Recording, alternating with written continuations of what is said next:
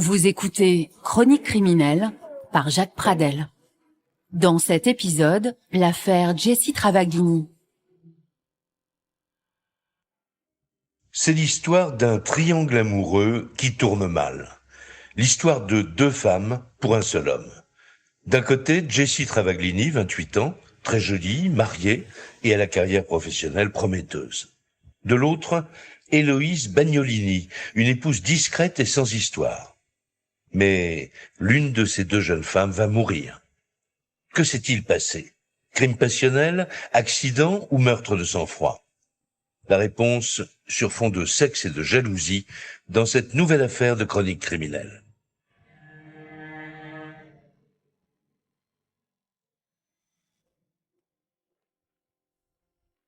Automne 2013 à Aubignan dans le Vaucluse, une petite ville tranquille de 5000 habitants. C'est ici, au pied du mont Ventoux, que se sont installés il y a 3 ans Héloïse Bagnolini et Alain Castel. Alain Castel est ingénieur dans une entreprise d'agroalimentaire, il gagne bien sa vie, il a une bonne situation. Michel Marie, chroniqueur judiciaire. Il semble très amoureux de sa femme, ils ont cet enfant ensemble qui a 3 ans. Un couple, je dirais presque tragiquement banal. Et il ne semble pas qu'il y ait de problème au sein de ce couple. Dans ce couple, Alain, le papa, a une bonne situation, alors ils ont décidé qu'Héloïse, la maman, arrêterait de travailler pour s'occuper du foyer et de leur enfant. Un couple uni et équilibré, et surtout très épris l'un de l'autre, selon Adélaïde, la sœur cadette d'Héloïse. Elle était très amoureuse de lui, elle s'était moulée sur son rythme de vie, sur son travail. Elle l'attendait toujours pour dîner le soir, même s'il rentrait à 23h. Le 11 octobre 2013, comme tous les jours, Alain Castel est à son bureau dans une grande société d'agroalimentaire de la banlieue d'Avignon. Une journée comme les autres, jusqu'à ce coup de fil étrange en début d'après-midi. Alain Castel reçoit un message de l'école de son fils qui lui signale que l'enfant est resté à la cantine. C'est quelque chose d'assez inhabituel puisque sa compagne, Héloïse Bagnolini, n'a que ça à faire, si je puis dire. C'est-à-dire qu'elle ne travaille pas et elle s'occupe tous les jours d'accompagner son fils à l'école, de venir le rechercher. Tous les midis, Héloïse va chercher leur fils pour le déjeuner. Et jamais depuis 3 ans, elle n'a manqué ce rendez-vous. Cette absence ne lui ressemble vraiment pas. Quelques instants plus tard, Alain reçoit justement un message de sa femme. Elle l'informe qu'elle n'ira pas non plus chercher leur enfant à l'école en fin de journée. Sophie, la maman d'Héloïse, est la première surprise. Qu'elle ait laissé son fils à l'école et qu'elle dise qu'il fallait que quelqu'un aille le chercher, c'était l'opposé de tout ce qu'Héloïse pouvait faire. C'était pas possible. Son fils, c'était son fils. Elle aurait jamais laissé son fils. Pour rajouter à la confusion, un détail dans la formulation du message interpelle Alain. Sa compagne était toujours très douce dans sa façon de s'exprimer. Alexandra Bouillard, avocate de la famille de la victime. Elle se gardait toujours la précaution de terminer ses messages, donc texto, par des petits mots doux, des petites tendresses, alors que là, il reçoit des messages assez directifs et qui ne correspondent pas à la personnalité de sa compagne. Une froideur qui laisse Alain perplexe. Il ne reconnaît plus sa femme. Et quelques minutes plus tard, l'étonnement laisse place à la stupeur. Il reçoit un petit peu plus tard un SMS extrêmement inquiétant, là, parce que Héloïse, sa compagne, lui signifie qu'elle prend de la distance, qu'elle s'en va, qu'elle va réfléchir, qu'elle va faire le point. C'est quasiment un SMS de rupture. Héloïse serait donc en train de quitter le domicile conjugal. Alain part aussitôt de son bureau et se précipite chez lui, mais quand il arrive sur place, il est trop tard, Héloïse n'est plus là, et sa voiture non plus. Affolé, il appelle alors la meilleure amie d'Héloïse, Isabelle. Alain est inquiet. Il se demande ce qui a pu se passer. Il se dit est-ce qu'il y a quelque chose qui n'allait pas? Elle est partie sur un coup de tête. Enfin, il se posait ces questions-là. Héloïse renvoie aux yeux de tous l'image d'une mère de famille comblée. Mais la réalité est en fait un peu plus complexe. En effet, d'après sa meilleure amie, la jeune maman ne va pas si bien que cela. Malgré le soleil du sud, la magnifique villa, la piscine, la jeune maman s'ennuie. Elle ne parvient pas à trouver sa place dans cette nouvelle région. Héloïse, c'est vrai qu'elle était beaucoup seule à la maison et ça lui était long. Et elle avait quand même pas beaucoup de connaissances dans le sud, elle n'avait pas lié beaucoup d'amitié, donc elle voyait peu de monde et les journées effectivement étaient longues. C'est quelqu'un qui aimait pas fondamentalement être seule, donc Héloïse semblait plus... Elle avait moins de joie de vivre. Oui. Je pense qu'elle avait un fond de tristesse en elle. Et petit à petit, son mal-être commence à peser sur le couple. Il y a eu des hauts et des bas, bien sûr, dans leur couple. Elle m'en parlait assez facilement. Elle souffrait surtout du fait qu'ils ne recevaient pas spécialement beaucoup d'invités à la maison, des amis. Ils n'avaient pas du tout réussi à se créer des connaissances et des amitiés à Aubignan. C'était un couple assez fusionnel au tout début de leur histoire. L'arrivée de l'enfant a un petit peu compliqué les choses dans leur histoire de couple.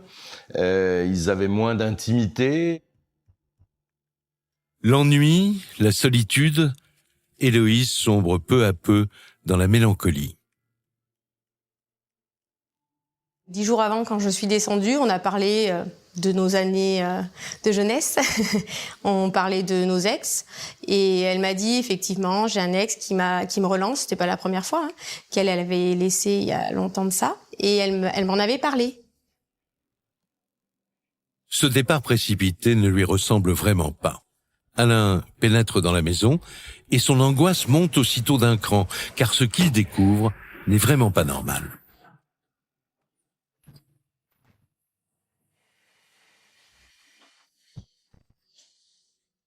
La maison est ouverte, c'est-à-dire que la porte est refermée, mais elle n'est pas fermée à clé.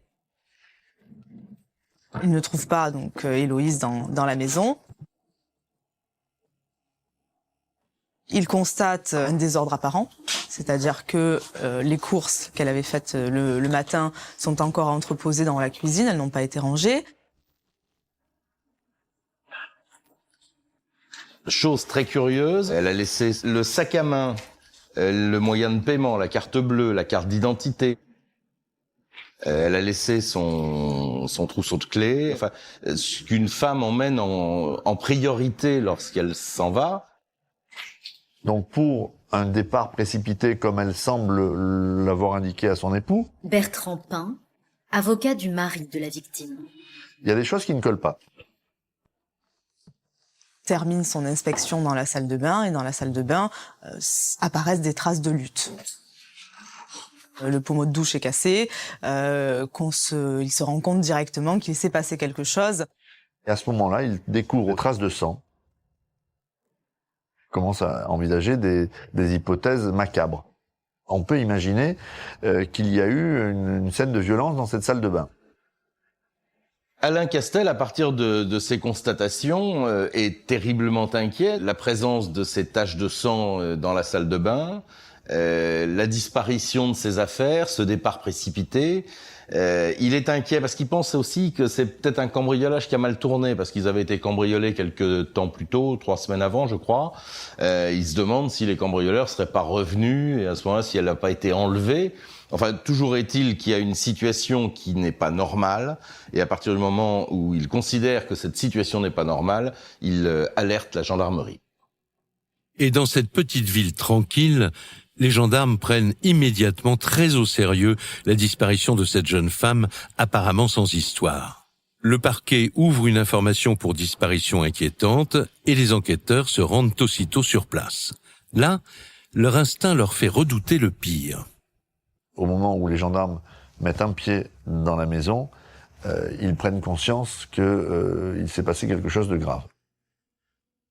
Et d'ailleurs, ils se rendront compte qu'il s'est passé quelque chose et on sent surtout qu'on a tenté de faire disparaître certaines traces. La police scientifique est appelée en renfort. Elle passe la maison au peigne fin à la recherche du moindre indice. Pendant ce temps, Alain alerte la famille d'Héloïse qui se précipite sur place. C'est toujours choquant de voir que la police scientifique, je crois, enfin c'est des gens tout habillés, tout en blanc, etc., avaient déjà investi la maison. Sophie, mère d'Héloïse Bagnolini. Ça nous a à la fois rassurés mais inquiétés. Mais Alain et la famille d'Héloïse refusent d'imaginer le pire. Ils commencent à organiser les recherches pour retrouver la jeune mère de famille qui semble s'être volatilisée. J'ai commencé à faire tous les hôpitaux, j'ai téléphoné pour essayer de voir s'ils n'avaient pas récupéré quelqu'un accidenté, qu'elle aurait été choquée, qu'elle n'aurait pas pu téléphoner ou choses comme ça. Et puis j'avais pas de réponse. J'ai appelé donc les amis d'Héloïse et on a fini par concevoir qu'en effet tout le monde l'avait eu dans la semaine, qu'elle était en forme et que si elle avait eu un souci, elle aurait appelé l'un d'entre nous. Des SMS inhabituels, une disparition étrange et surtout ces traces de sang dans la salle de bain. Pour les enquêteurs, cela ne fait plus aucun doute. Il est arrivé quelque chose à Héloïse. Dès le soir même, ils commencent à interroger les proches, les uns après les autres. Quand on est arrivé, l'adjudante m'a pris de côté tout de suite pour savoir si, en tant que meilleure amie, elle aurait pu me donner d'autres informations par rapport à leur couple, par rapport à un éventuel amant ou quoi que ce soit. Nous, on n'y croyait pas du tout. Je me suis tout de suite dit qu'il y avait quelque chose qui clochait. Adélaïde, sœur d'Héloïse Bagnolini. C'est pas normal que ma sœur laisse son fils à l'école. Le discours qui était de dire j'ai un coup de blues et je m'en vais, ça tenait absolument pas la route. C'était pas une impulsive qui pétait un câble, c'est pas son style du tout, c'est pas comme ça qu'elle était.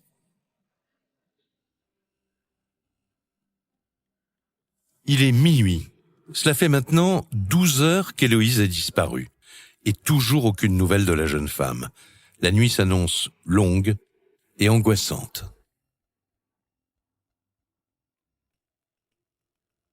Le lendemain matin, samedi 12 octobre 2013, la famille n'a pas dormi ou presque et tous continuent de chercher Héloïse. Mais pendant ce temps, à la gendarmerie, un événement va faire basculer l'affaire. À 10 heures du matin, l'un des gendarmes chargés de l'enquête reçoit un coup de téléphone.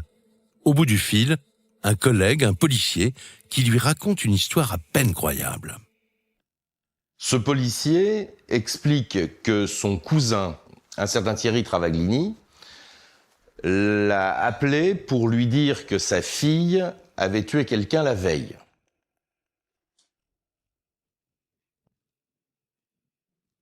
Et lorsque les gendarmes arrivent au domicile de Thierry Travaglini, ils vont trouver une jeune fille qui est en larmes. Elle s'appelle Jessie Travaglini. Elle a 29 ans. Et elle avoue spontanément avoir tué Héloïse Bagnolini. Elle dit qu'elle l'a placée dans le coffre d'un véhicule, du véhicule d'ailleurs d'Héloïse Bagnolini, et que le véhicule se trouve à environ 150 mètres du domicile de cette femme. Aussitôt, les enquêteurs partent à la recherche du véhicule. Et très vite, près d'un chemin situé derrière la maison du couple, ils découvrent effectivement la voiture d'Héloïse. La jeune femme a donc dit vrai. Reste maintenant à savoir si le corps d'Héloïse est bien à l'intérieur. Ils font le tour de la voiture, ils fouillent. Mélanie Ferralade, journaliste au journal La Provence. Ils ouvrent le coffre. Et effectivement, dans le coffre de ce véhicule, on retrouve le cadavre d'Héloïse Bagnolini. Elle a les mains et les poignets attachés par des liens en plastique, du Serflex. Et il retrouve aussi 2 valises remplies de vêtements. L'enquête peut commencer. Mais d'abord, il faut prévenir les proches d'Héloïse. C'est le déni, quoi. C'est vraiment le... On peut pas imaginer que ça puisse nous arriver à nous. On sait bien qu'il y a... Voilà. D'apprendre le décès, de toute façon, à partir de ce moment-là, c'est le premier jour du reste de notre vie. Hein, donc, il aurait bien pu se, comme je disais, il aurait bien pu se passer n'importe quoi. J'avais plus ma sœur, c'était le vide, quoi.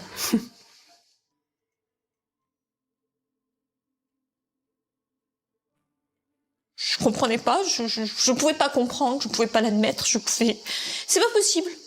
C'est pas possible. On vous balance ça comme ça, pouf. Non, juste c'est pas possible. Pour Alain, le cauchemar continue. Mon client, il est abasourdi, il est effondré. Ce qu'il envisageait depuis la veille au soir, on vient de lui avouer. Avec la fatigue d'une nuit où vous envisagez tout ce qui peut arriver, voilà, vous avez quelqu'un qui est totalement effondré, qui doit désormais l'annoncer à son fils, qui a à ce moment-là l'aide de ses parents qui sont restés à son domicile, mais quelqu'un qui est totalement désemparé. Pour les gendarmes, c'est une nouvelle enquête qui commence. Pour quelle raison Jessie Travaglini, cette jeune femme de 30 ans, mère d'un petit garçon elle aussi, et inconnue des services de police, aurait-elle éliminé une autre mère de famille? Et quel est le lien entre ces deux femmes? Jessie est aussitôt placée en garde à vue, et très vite la jeune femme fait aux gendarmes une révélation capitale. Elle a bien un lien avec la victime, et ce lien, c'est Alain, le mari d'Héloïse. Tous les deux travaillent dans la même société. Mais ce n'est pas tout.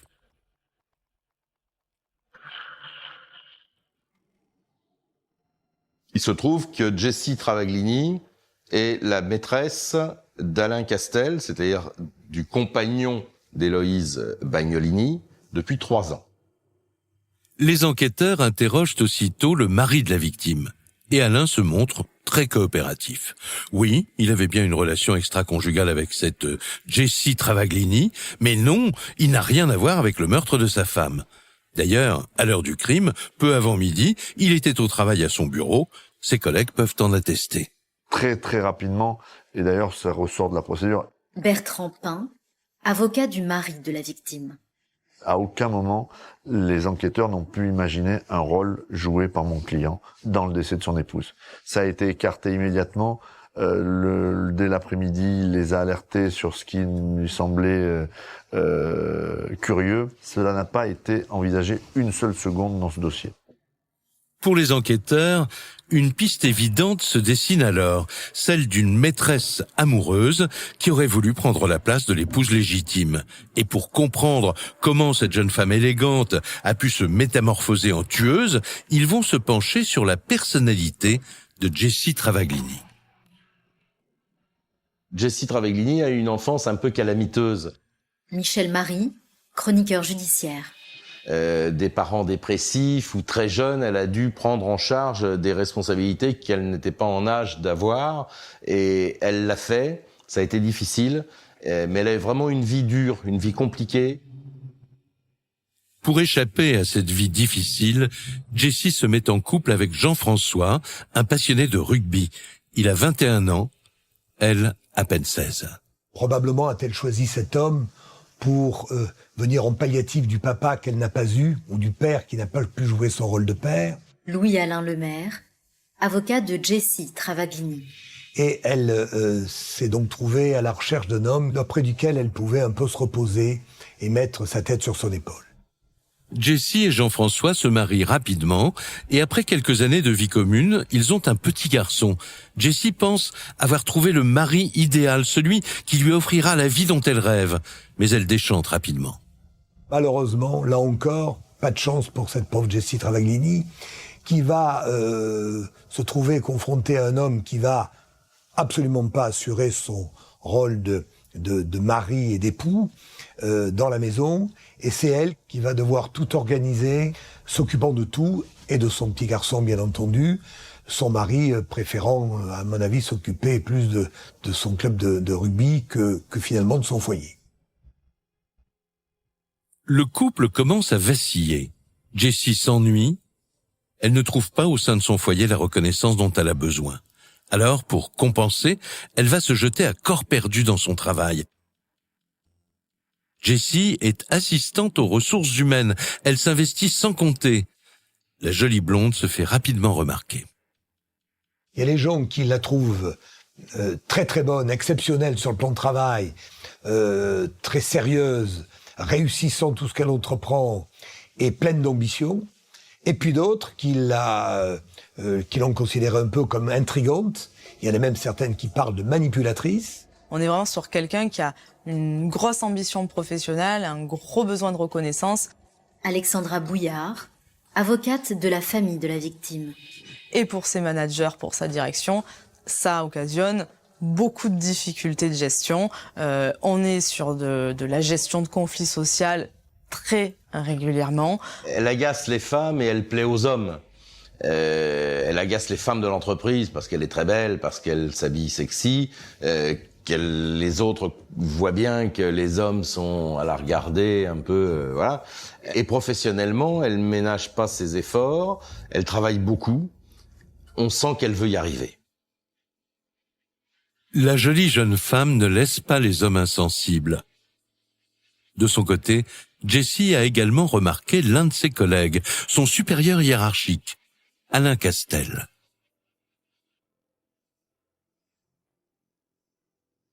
Il est évident que Jessie Travaglini est tombée sous le charme d'Alain Castel. Alain Castel est ingénieur des arts et métiers, est un homme qui réussit, est un homme qui a un certain pouvoir dans l'entreprise, est un homme qu'on écoute. C'est un homme qui était un petit peu comme son mentor. Elle l'idéalisait beaucoup. Elle voulait apprendre de lui. Effectivement, en comparaison de son mari, il y a à un moment donné un décalage qui va faire que Jessie Travaglini va être terriblement attirée par cet homme. À cette époque, 3 ans avant le drame, Alain Castel traverse un moment de flottement dans son couple. Et lui non plus n'est pas insensible au charme de cette femme que tous les hommes convoitent. Un jour, leur relation bascule. Jessie et Alain cèdent à leur désir. Alain Castel est un homme de principe. L'idée de tromper sa femme le dérange. Et en même temps, il est très attiré par Jessie Travaglini. Donc il met des bornes, il met des limites. Et c'est à ce moment-là que cet homme a eu cette attitude absolument curieuse, c'est le moins qu'on puisse dire, et je crois que c'est un euphémisme, de proposer à Jessie Travaglini une charte. La charte était la suivante: nous avons des relations, mais nous n'avons jamais une relation sexuelle jusqu'au bout. Alors il y aura des caresses, il y aura des fellations, enfin un certain nombre de choses, mais pas d'acte sexuel lui-même. Ça, c'est absolument interdit. Autre règle de cette charte, jamais de rendez-vous dans leurs foyers respectifs. Leurs ébats auront lieu dans le parking de l'entreprise. Dernier détail, c'est toujours Jessie et jamais lui qui devra prendre l'initiative. C'est la règle qu'avait imposée mon client, non pas pour se déculpabiliser, mais pour avoir l'impression de tromper un peu moins son épouse. Il est vraiment, il est sur la ligne jaune, il la trompe, c'est clair, mais il essaye de le faire dans son esprit proprement, il essaye de se donner bonne conscience. Il y a sûrement quelque chose d'un peu pervers dans leur relation. Laurent Pénard, deuxième avocat de la famille de la victime. Y compris sur le plan sexuel, parce qu'ils nous racontent tous les deux, moi ça m'a fait beaucoup sourire, ça, qu'ils sont jamais allés au bout, ce qui a aucun sens. Le fait de se faire des fellations dans une voiture, c'est déjà aller bien au bout quand même. Il finissait peut-être par la rendre folle. Jouer à ce petit jeu de caresses, non, on va pas au-delà, là on s'arrête là maintenant. Ça a dû probablement, à un moment donné, la rendre folle. Pourtant, cette relation peu banale va durer 3 ans. 3 longues années qui peu à peu vont rendre la jeune femme de plus en plus frustrée, de plus en plus en demande. Marilyn est sa meilleure amie. Elle dira de façon claire et non équivoque que Jessie était éperdument amoureuse d'Alain Castel sur les derniers temps de leur relation et qu'elle ne supportait plus cette charte instituée par lui et qu'elle était devenue omnibulée par cet homme et déterminée à le faire craquer, déterminée à ce qu'il tombe amoureux d'elle. Durant son interrogatoire, Alain révèle qu'avec le temps, la jeune femme était devenue envahissante, étouffante même. En fait, il n'en pouvait plus. Elle va s'imposer dans sa vie, si je puis dire. Elle va fréquenter les mêmes restaurants que lui. Elle va même prendre le même ostéopathe que lui. Elle va racheter sa voiture. Et elle roule donc avec le véhicule dans lequel ils ont eu leur fameux ébat dans le parking de l'entreprise. Elle avait organisé une semaine de vacances exactement dans la même station qu'Alain Castel, à telle enseigne qu'ils se sont retrouvés sur la même piste de ski. Donc, c'est quasiment du harcèlement, c'est-à-dire qu'elle le piste, elle le suit, elle fait une véritable intrusion, elle rentre par effraction dans sa vie, elle est tout le temps là.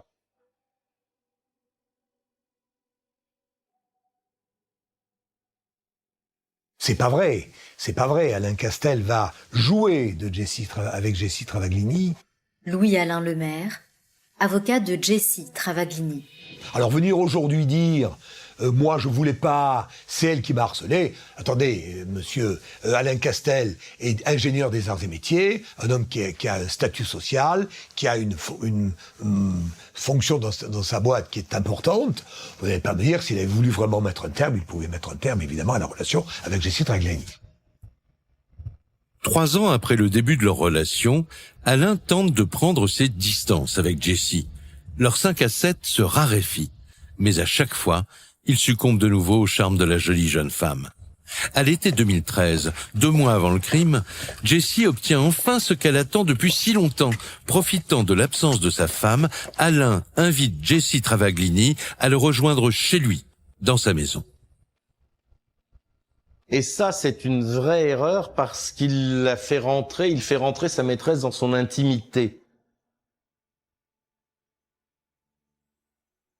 Il n'y a pas eu d'acte sexuel complet, mais il y a eu encore les caresses, les attouchements, tout ce que l'on peut imaginer, sauf d'acte sexuel complet, bien entendu.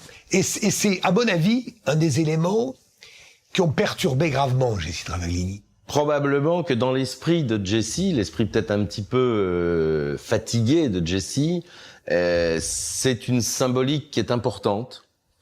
Elle va se sentir un petit peu comme la remplaçante. Mais la soirée ne va pas du tout se dérouler comme elle l'imaginait. Ce qu'elle pensait être un moment privilégié, une preuve d'amour de la part d'Alain, s'apparente plutôt à un cadeau d'adieu. Il va lui dire qu'il veut un autre enfant avec Héloïse. Il va lui dire qu'il va quitter la région pour aller s'installer en Bretagne. Contre toute attente, il va lui signifier la rupture, en quelque sorte. Et ça signe la mort d'Héloïse Bagnolini, à mon avis. Ça signe. Parce que ça, elle l'a pas supporté. Elle est amoureuse folle de ce garçon. Elle veut faire sa vie avec lui, monter dans la hiérarchie sociale et professionnelle avec lui. Qu'est-ce qui empêche ça? Ce qui empêche ça, c'est Héloïse Bagnolini, le fait qu'il veuille faire un 2e enfant et le fait qu'il veuille déménager. Pour les enquêteurs, l'affaire semble entendue. Le meurtre d'Héloïse est un crime passionnel.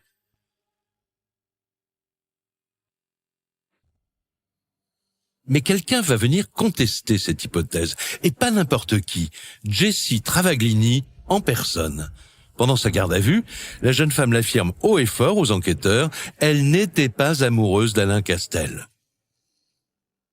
Est-ce qu'elle souhaitait quitter son mari et devenir Madame Castel? Très franchement, elle dit non. Elle dit non. Beaucoup de ses amis, et notamment sa meilleure amie, dit qu'effectivement, elle lui avait dit qu'elle souhaitait que si Alain Castel était d'accord, elle se serait mise avec lui. Mais elle dit que non. Jessie explique alors aux enquêteurs que puisqu'elle n'était pas amoureuse d'Alain Castel, elle n'avait aucune raison de supprimer sa supposée rivale. Le meurtre ne serait en fait qu'un accident, une bagarre qui aurait mal tourné. Jessie Travaglini explique que dans la nuit du 10 au 11 octobre, elle reçoit au milieu de la nuit, vers 2h, 3h du matin, elle reçoit un message provenant d'Héloïse Bagnolini. Héloïse Bagnolini lui disait en substance je sais la relation que tu entretiens avec mon mari, je voudrais que tu passes à la maison pour qu'on ait une explication toutes les deux.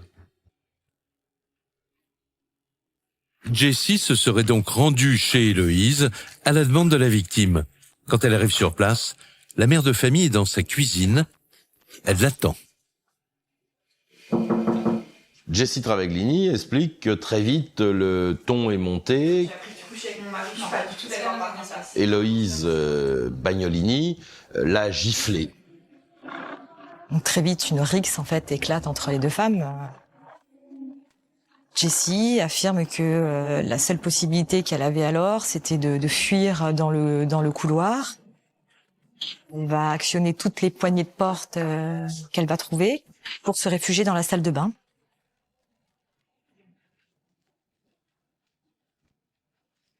À un moment, elle se retrouve en difficulté, Jessie Travaglini. Elle explique qu'Héloïse a pris le dessus, qu'Héloïse la frappe, la repousse assez violemment et que sa tête heurte la baignoire. Elle est à moitié sonnée, elle sent que l'autre est déterminé à aller jusqu'au bout de cette bagarre et que pour sauver sa peau, quelque part, elle réussit à retourner la situation, attraper Héloïse à un moment donné, la plaquer au sol, se mettre à genoux dessus.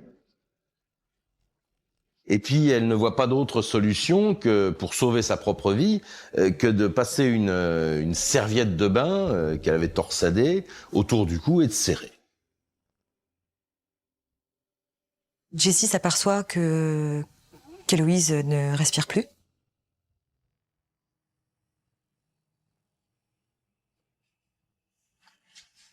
Elle décide alors de chercher des liens pour lui attacher les mains. Et tout de suite, elle décide de faire croire à sa disparition volontaire.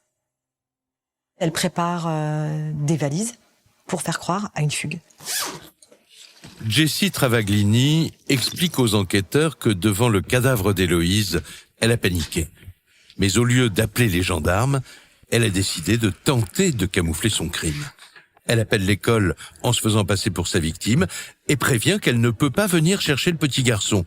Puis toujours avec le téléphone de sa victime, elle envoie les fameux SMS à Alain Castel où elle explique vouloir prendre du recul.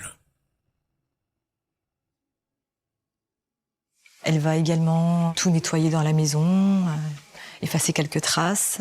Mélanie Ferralade, journaliste au journal La Provence. Elle raconte ensuite qu'elle a tiré son corps par les pieds jusqu'au coffre de sa voiture. Et puis elle va garer la voiture de celle qu'elle vient de tuer à 150 mètres de là où elle avait d'ailleurs garé sa propre voiture en arrivant. De là, elle rejoint les rives du Rhône et fait disparaître tous les objets qui permettraient de remonter jusqu'à elle. Elle va se débarrasser de la serviette qui est l'arme du crime. Michel Marie, chroniqueur judiciaire. Elle va jeter les clés du pavillon. Elle va également jeter les bips à la fois de l'alarme et du portail. Et elle va jeter également le téléphone portable.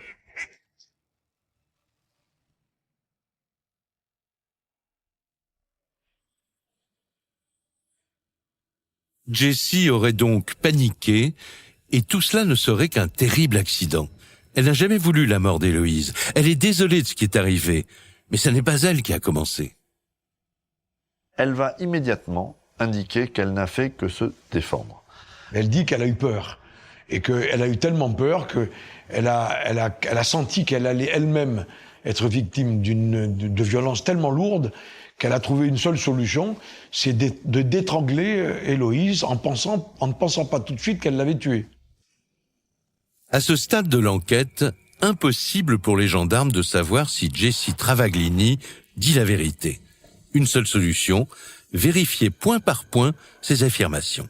Le lieu du crime d'abord. Les experts sont formels. Le meurtre a bien eu lieu dans la salle de bain. Le légiste confirme ensuite qu'Héloïse a bien été étranglée. Il relève également de nombreuses ecchymoses sur le corps de la victime, comme après une bagarre. Autant d'éléments qui semblent accréditer la version de Jessie. À la fin de la garde à vue, les enquêteurs n'ont qu'une seule certitude, Jessie Travaglini a bien tué Héloïse. Mais l'enquête n'en est qu'à son début. En attendant, la jeune femme est mise en examen pour homicide volontaire et écrouée.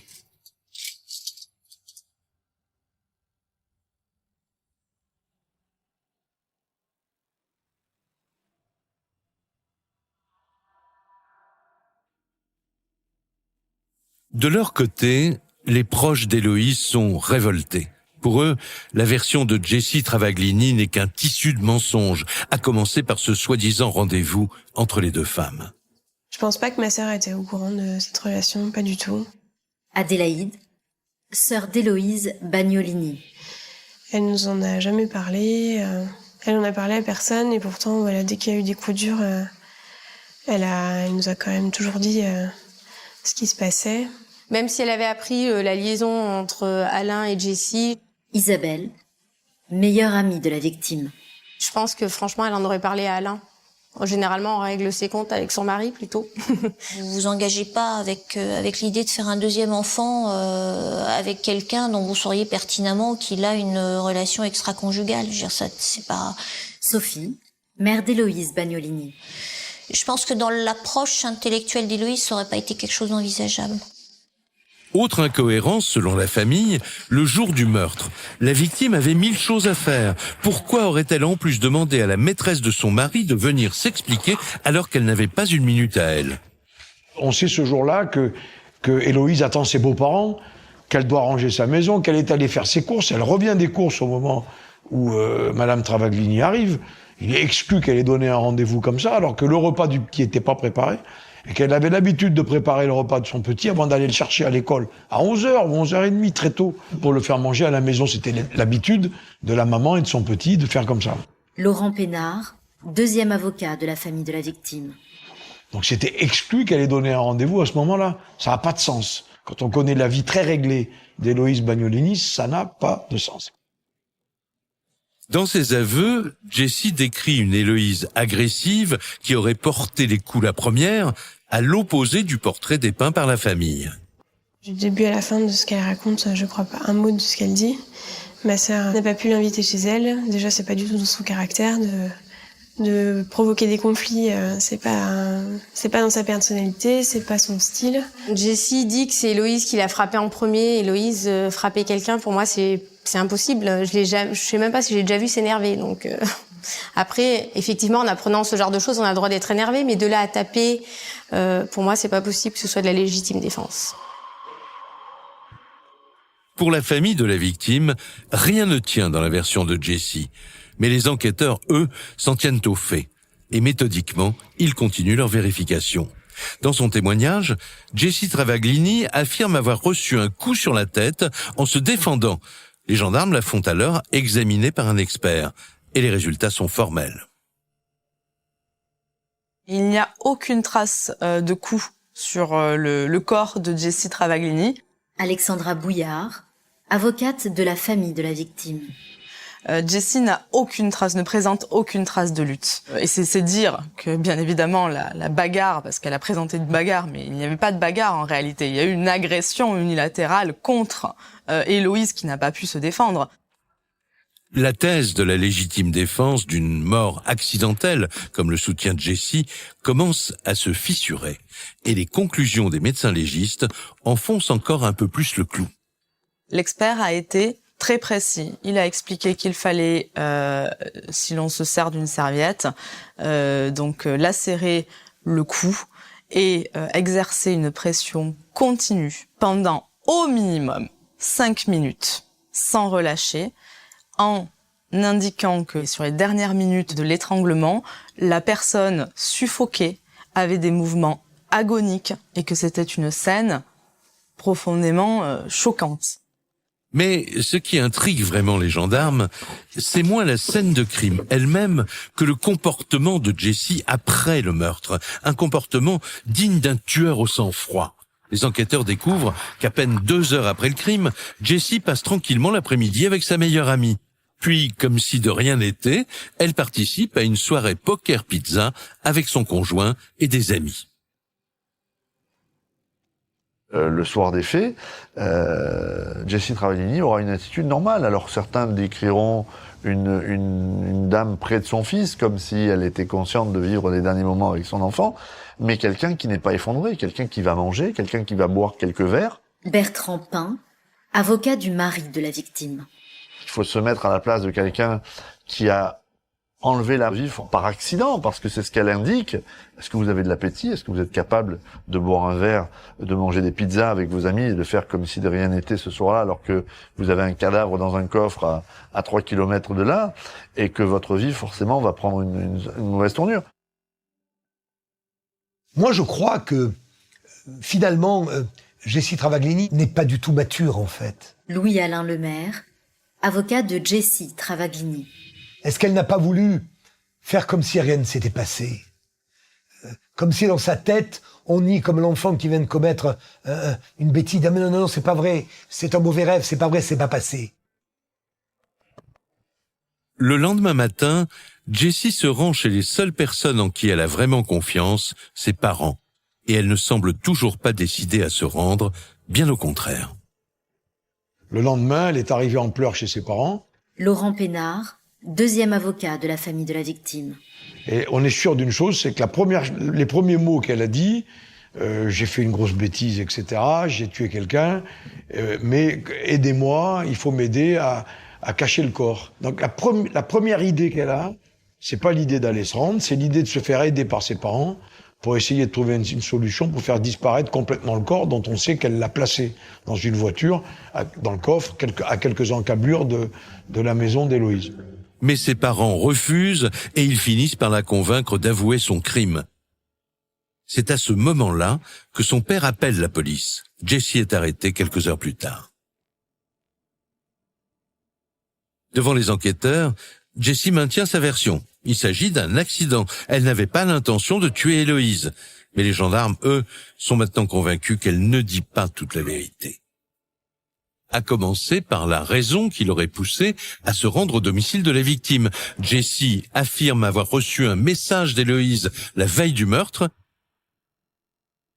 Les experts analysent son téléphone à la recherche de ce fameux SMS et les résultats, là encore, ne laissent pas de place au doute. Il n'a pas été confirmé. D'abord parce qu'Héloïse n'avait absolument pas les coordonnées de Jessie. Alexandra Bouillard, avocate de la famille de la victime.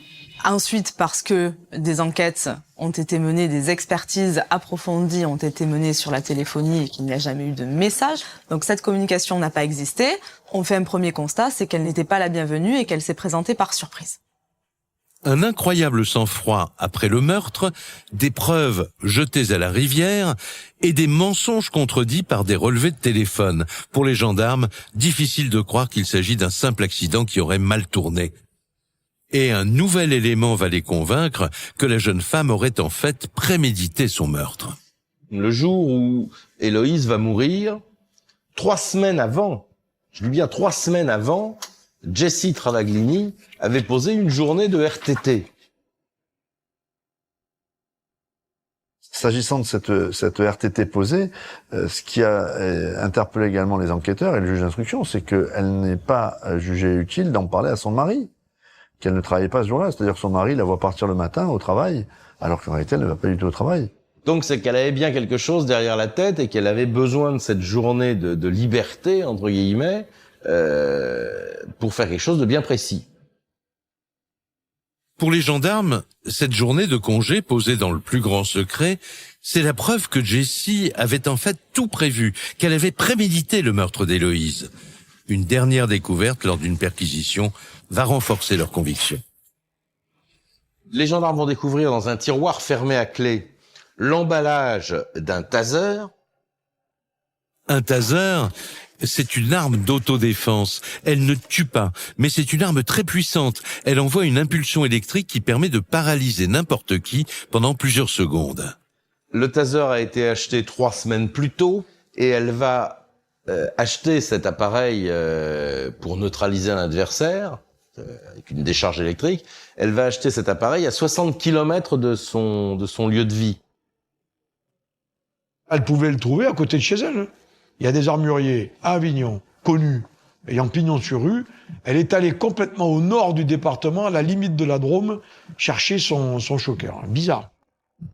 Ça veut dire, en gros, qu'elle n'a pas du tout envie qu'on découvre spontanément qu'elle a été acheter cette arme, parce que c'est une arme qui permet de neutraliser un adversaire. Lorsque les gendarmes l'interrogent sur l'utilité de ce taser, elle dit qu'elle craignait une agression. Elle craignait à son domicile un homejacking. Et que c'est son mari, d'ailleurs, qui lui avait conseillé d'acheter un taser. Sauf que le mari, quand il a entendu sur ce point, ils n'ont pas eu le temps de se mettre d'accord, et pour cause. Lui, il dit le contraire. Il dit non, moi j'ignorais complètement l'existence de ce taser. Jessie Travaglini reconnaît qu'elle est bien partie chez Héloïse avec cette arme, mais elle jure qu'elle ne s'en est pas servie. Sur le corps de la victime, aucune trace. Pour savoir la vérité, il faudrait analyser le fameux taser, mais celui-ci a disparu. Lorsqu'on lui demande d'ailleurs où se trouve ce taser, elle expliquera que elle l'a acheté dans le Rhône avec toutes les affaires qui sont compromettantes dans ce dossier criminel. Donc ça veut dire quand même que quelque part ce taser a servi à l'agression, sinon il n'y a pas de raison de s'en débarrasser. Mais là encore, c'est la preuve, l'ultime preuve de l'existence d'un mensonge supplémentaire. Et ça fait beaucoup de mensonges dans ce dossier quand même. La justice décide alors de requalifier les charges qui pèsent contre Jessie Travaglini. Elle est maintenant officiellement accusée d'assassinat, c'est-à-dire d'avoir organisé de sang-froid le meurtre d'Héloïse. Elle a démontré dans toute sa vie qu'elle était parfaitement contrôlée, qu'elle ne faisait pas des choses par hasard, y compris dans sa vie professionnelle, sexuelle, etc. Laurent Pénard, deuxième avocat de la famille de la victime. Donc elle est organisée. Elle prémédite l'opération parce que le faux coup de téléphone, le choker, les serflex, le RTT pris pour la journée, toute cette organisation fait qu'on voit bien que c'est prémédité. Ça se voit comme le nez au milieu de la figure. On lui reproche désormais des faits qualifiés d'assassinat, c'est-à-dire l'homicide volontaire avec la préméditation. Bertrand Pin, avocat du mari de la victime. Elle encourt à ce moment-là la réclusion criminelle à perpétuité, alors que jusqu'à présent, elle n'encourait qu'une peine maximale de 30 années de réclusion pour l'homicide volontaire. Tout semble accuser Jessie Travaglini. Mais la jeune femme, elle, s'accroche à sa version. C'est un accident, clame-t-elle. Et si elle a cherché à faire disparaître les preuves, c'est simplement qu'elle avait peur. Ce qui me gêne dans ce dossier, c'est qu'à cause de ce qui s'est passé après, on essaie de déterminer ce qui s'est passé avant ou quelles étaient ses intentions. Louis-Alain Lemaire, avocat de Jessie Travaglini. Elle n'a, moi à mon sens, jamais voulu tuer Héloïse Bagnoli. Depuis le début de l'affaire, Jessie Travaglini n'a pas changé de version. Mais c'est maintenant le jury de la cour d'assises qu'elle va devoir tenter de convaincre. 2 ans et demi plus tard, le 1er février 2016, à Avignon, le procès de Jessie Travaglini s'ouvre devant la cour d'assises du Vaucluse. Au cœur de cette histoire d'adultère qui passionne la presse, Alain Castel, un homme convoité par 2 femmes. Aujourd'hui, il est à la fois l'amant de l'accusé et le veuf de la victime. Dans la salle d'audience, tous les regards se tournent vers Jessie Travaglini, debout au fond du box des accusés. La jeune femme, les traits tirés, semble éprouvée par 2 ans et demi de détention. Bonjour à tous, l'audience est ouverte, vous pouvez vous asseoir. Tout le monde attend que Jessie s'explique sur les zones d'ombre de cette affaire, à commencer par la mère d'Héloïse, qui ne la quitte pas des yeux. C'est la première fois que je la visualisais. J'ai vu en face de moi une personne qui avait été capable d'étrangler ma fille, qui est capable d'étrangler ma fille. Mais imaginez dans quel état vous pouvez être quand vous avez en face de vous un personnage comme ça. C'est juste pas imaginable. Dès le premier jour du procès, Jessie Travaglini donne le ton. Alors que tout le monde espère un mea culpa, la jeune femme campe sur sa position, celle d'un tragique accident. Elle ne pouvait pas se défendre, comme elle aurait probablement souhaité le faire, parce qu'elle était malheureusement sous tranquillisant, certaines difficultés d'élocution. Ne répond pas forcément aux questions qu'on lui pose et elle va avoir une attitude de défiance quasiment tout au long de cette audience qui la rend finalement très antipathique. J'avais en face de moi un monstre d'indifférence, un monstre d'égoïsme, de recentrage sur elle-même. J'ai eu beaucoup de colère envers elle. Elle a maintenu et soutenu l'insoutenable. Tous les experts disent que toutes ces histoires ne tiennent pas la route, dont le médecin légiste, les experts téléphone, les experts je sais pas quoi. Tout le monde a pris tous ces arguments un par un en disant c'est pas possible. Et qu'elle maintient sa version, je trouve ça quand même vraiment... Elle a proféré trois mots d'excuses qui n'avaient aucune sincérité, elle aurait mieux fait de se taire, ça servait à rien. Une attitude froide et distante, des explications hasardeuses, tout semble accabler Jessie Travaglini. Mais alors que son sort paraît scellé, son avocat retourne en sa faveur l'un des éléments clés de l'accusation, le fameux taser. Car juridiquement, le taser est une arme de défense et pas une arme susceptible de donner la mort. Et pour l'avocat, cela change tout. Elle arrive au domicile d'Héloïse Bagnolini sans arme létale. Ça fait échec, à mon avis, de façon totale à la notion d'assassinat.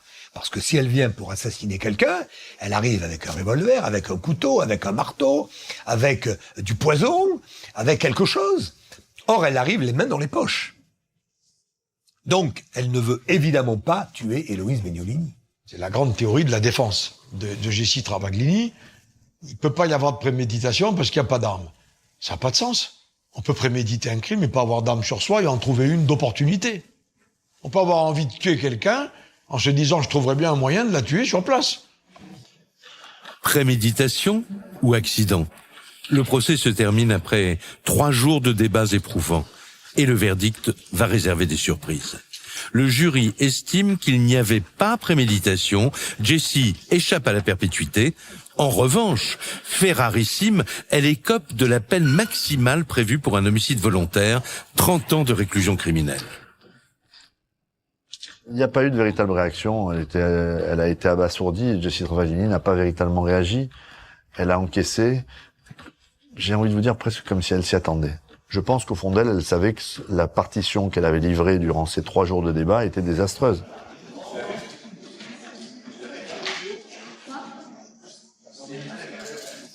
Depuis le départ, elle n'avoue pas qu'elle était peut-être prête à tuer par amour et à faire disparaître sa rivale pour profiter pleinement de cet amour-là. À partir du moment où elle nous explique pas que c'est un crime passionnel, c'est normal qu'elle irrite tout le monde. Et que la cour d'assises s'énerve finalement, parce qu'on la croit pas. Et que sa mauvaise foi se retourne contre elle, et c'est pour ça que la cour lui a infligé une peine lourde. Pour les proches d'Héloïse, cette lourde sentence n'enlève pas la douleur qu'ils ressentent depuis la mort de la jeune femme. Moi, j'en suis à un stade où j'entends Héloïse hurler la nuit, où je la vois mourir à petit feu, où je la vois suffoquer. Voilà, ça fait 2 ans et demi maintenant que j'ai ça dans la nuit constamment. J'arrive pas à faire autrement. C'est juste ma fille qui a perdu la vie. Tout ça, pourquoi? Pour une histoire de sexe. Mais c'est ridicule. C'est juste ridicule. Le fait qu'un être humain puisse tuer un autre humain, c'est ça qui me... Comment elle a pu prendre la vie de ma sœur? Elle représente vraiment le mauvais côté de l'humanité que j'avais même pas envie de voir, quoi. Que je voulais même pas... Je savais que ça existait, mais c'est une personne qui a décrété qu'elle voulait éliminer une autre personne. Une nana de 30 ans, qui avait tout pour elle, qui était quelqu'un d'aimant, quelqu'un d'aimé, et il a fallu qu'elle tombe sur cette personne-là qui a décrété qu'elle voulait lui prendre sa place, quoi. Jessie Travaglini a fait appel de sa condamnation à 30 ans de prison. En juillet 2017, 1 an et demi après son premier procès, elle a été rejugée par la cour d'appel de Nîmes. Le jury a de nouveau estimé que Jessie Travaglini n'avait pas prémédité le meurtre d'Héloïse. Elle a été de nouveau condamnée à 30 ans de prison. Vous venez d'écouter un podcast du groupe TF1.